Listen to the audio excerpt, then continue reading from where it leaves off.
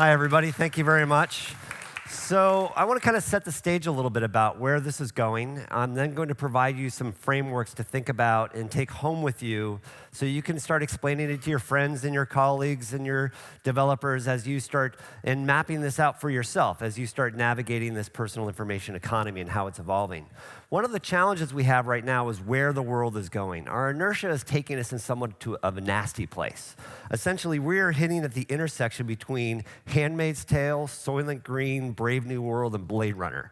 I mean, if we don't make a conscious effort to fundamentally change the direction of where the world's going, we're going to end up in a pretty nasty place, in my opinion. And because what's happening is we're really playing a tug of war between two sides of society. We have this society where, the one that was portrayed by George Orwell in 1984, and unfortunately, I think he was an optimist. One of the biggest challenges we have to think about is, on the other side of that, we have this desire for a utopia in this world where we're all being able to live in a very sovereign state in society. The challenge, though, is how do we bring these pieces together and actually have a world that we want to all live in? Now I want to kind of take a big step back, and I really loved Christina's presentation yesterday when she was talking about the history of how we got here. And I'm going to take us even farther back from what she did in her keynote yesterday. For me, and in the United States, it really started around 1890. There was Chief Justices Warren and Brandeis, and they produced a Harvard Law Review where for the first time in United States law, they actually recognized the right to privacy. And they recognized that right to privacy because of the intersection of this new and incredible technology, the camera, to which could take your picture, and then your picture could show up in a newspaper tomorrow. And they said, well, wait a minute, that could be misused, that technology, and you have a right to privacy. And then Brandeis continued on to that, and around 1923 said you had a right to be left alone, and that technology. So around that early 1900s is when the US started to evolve, and we started to get to this understanding that, well, maybe there is this private space that we should actually have some legal construct around. Then in around 1946, a gentleman by the name Vannevar Bush came up out of World War II, a data scientist, and he wrote this wonderful Atlantic Journal article. It's about 8,000 words long, and near the end of it, he suggests that we should all have access to a MEMX machine. And a MEMX machine stood for extended memory, and this device would sit in our house, and there's a picture of it right there. That's the drawing. And it's this device that will sit in your house that will allow you to be able to remotely and directly manage all of the information about your life.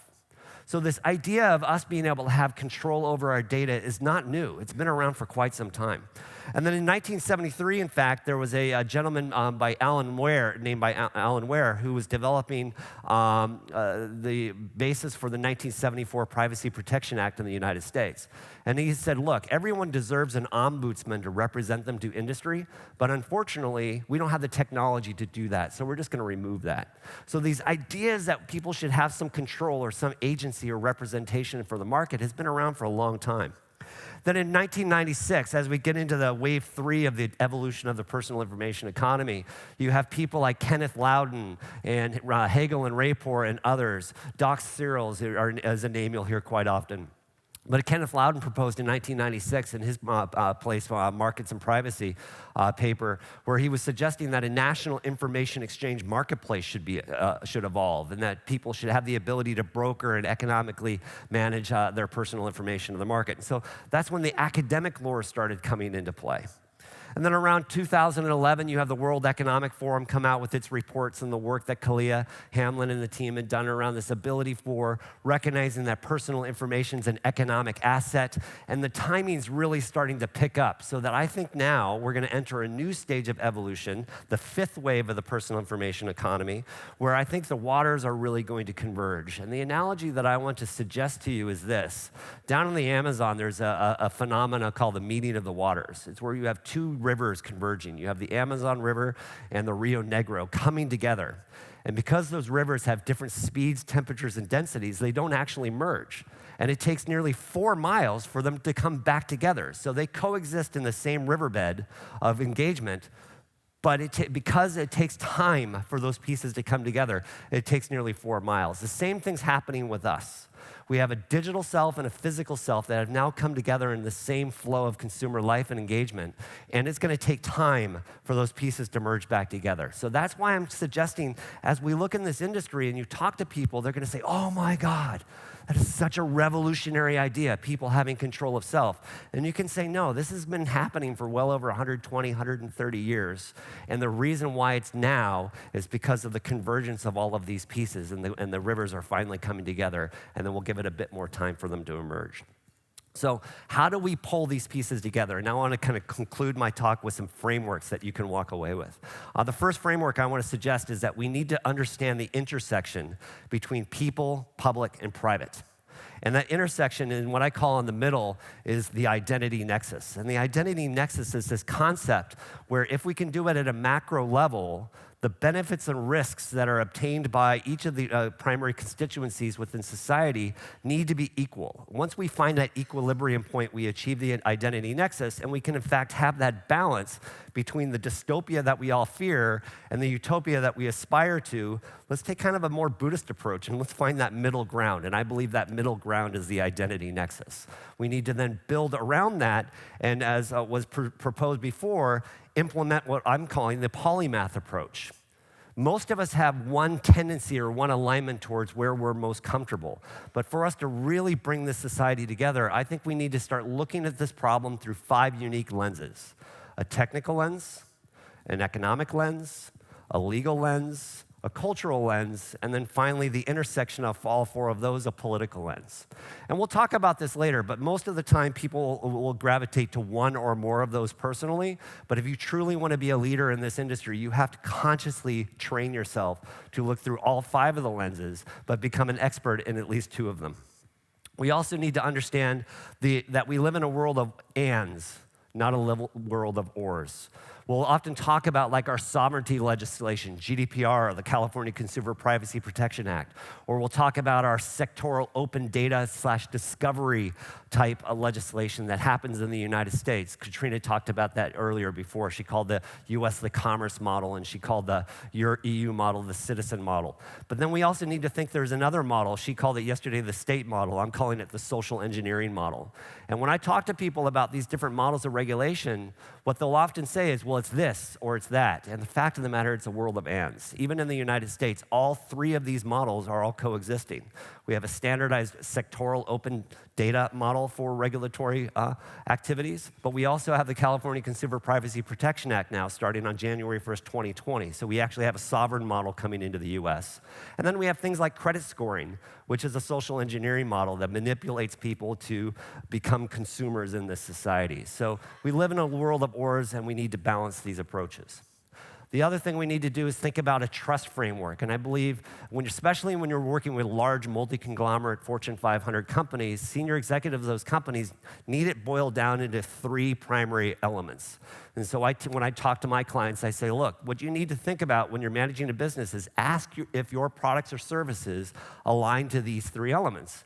And then make sure that you appropriately optimize them. The first being privacy. And privacy is about the ability for an individual to manage the flows of their information. And that definition of privacy was defined by a gentleman by the name of Alan Weston in 1964, where he said people should have the ability to control the who, what, when, where, and for what purpose of the flows of their information, including consent, for instance. The second element is security. You need to make sure that information is secure. Only those to which you want to have access to that information can have access to that information, so administrative control, but also that the data is properly encrypted and secured so it can't be misused in another way. And then finally, we need to adhere to an element of compliance. And compliance talks about both government compliance, industry compliance, but also individual compliance. Like, for example, I believe as the market moves forward, and as we've talked about in this show, there will be a day for a certain class of people that will be able to say, look, you need to start answering to my terms of service, or my terms of access, rather than me accepting your terms of service. So we're going to see some really interesting frameworks there. And then finally, this is for everybody. To achieve digital sovereignty, we need to follow the 5-fold path of digital enlightenment. And to achieve digital enlightenment and digital sovereignty, I believe we all need to start actively and consciously embracing these 5 activities. First, you need to become aware and understand the risks and the opportunities and the benefits of the role of your data in society. What you then need to do is, from that understanding, develop new intent and behavior. So for example, if you get an email that doesn't really feel right, or someone calling up and saying, oh my God, they've stolen your government ID. In the US, it's the social security number. Call me now and give me your credit card and I'll fix it for you. Well, that's probably a scam. Hang up the phone, right? You need to start changing your behaviors and in your intent. Now, living in a digital world is like driving a motorcycle. It's not a matter of if, but when you're going to be in an accident. It's not a matter of if, but when you will experience identity theft or any number of the different harms like anxiety, loss of money, loss of time, loss of reputation, identity theft, and or physical injury or death. These are significant harms that we need to do. And so with that, get insurance. Have cyber insurance, have identity insurance, have access to professional services to help you with that. Because if you do become a victim of identity theft, at the extreme, it will cost you about $10,000, 6 months, and over 200 hours of effort to recover that. If you have access to the appropriate insurances, you can deal with that quickly. You then need to enact your rights. Your rights have been given them, use them, otherwise you'll lose them. And then finally, because you're a digital citizen, you need to adopt technology into your life. You need to adopt those passive technologies that are working in the background, protecting you, like a tracker manager. But you also need to adopt the active technologies to protect you, like a password manager. And these active technologies are like a gym membership. If you have a gym membership and don't go, you don't get to burn the calories. If you have a password manager and you don't use it, you're not protecting yourself. So you need to adopt the active technology. And then the underlying circle that connects all of these is an ongoing framework of education, re-education, and an iterative approach as you navigate yourself through these lives. So with that, I want to leave you with those frameworks and kind of these key takeaways. We must consciously choose the society we want to live in. Do we want a dystopian environment? Do we want a utopian environment? Or are we going to drive towards the identity nexus? Understand and adopt the technical, economic, legal frameworks and become a polymath. Learn how to manage that. And then finally use the identity trust framework and the fivefold pillar path to digital sovereignty. And if you do that, I think you'll have a good chance of being successful. Thanks.